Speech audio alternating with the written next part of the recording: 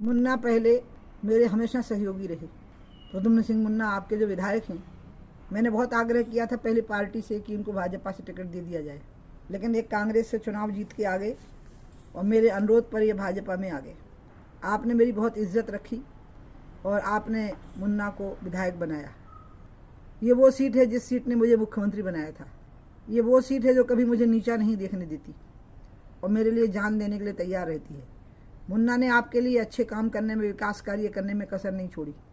मेरी तो 4-5 सभाएं करने की इच्छा थी और 2-3 दिन कार में बैठ के घूमने की इच्छा थी, लेकिन मेरी पीठ में अचानक दर्द शुरू हुआ जब मैं ललितपुर स्टेशन पर उतरी 26 तारीख को, और 28 तारीख को झांसी में जब मैं पहुंची और मेरी MRI हुई तो उसमें मुझे स्लिप डिस्क निकली है, जिसमें कहते गुरिया सटक जाना पीठ का।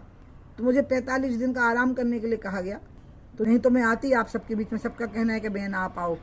तो अब मेरा ये कहना है कि मैं बद्री केदार जा रही थी, अब मैंने बद्री केदार नहीं देखे, लेकिन मैंने यहाँ से प्रार्थना करी है तो मेरी प्रार्थना सुनेंगे बद्री केदार और मेरी मनोकामना पूरी करेंगे। आप भी मेरे लिए बद्रीनाथ केदारनाथ से कम थोड़े ना हो।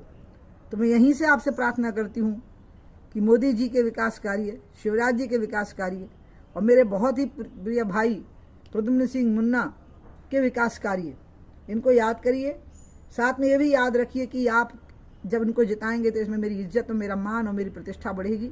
इसलिए मेरा अनुरोध है कि मुझे ध्यान में रखिएगा, मेरे मान और मेरी प्रतिष्ठा को भी ध्यान में रखिएगा और मुन्ना को, मेरे छोटे भाई को पहले से भी ज़्यादा वोटों से जिता करके मेरा सम्मान बढ़ाइए।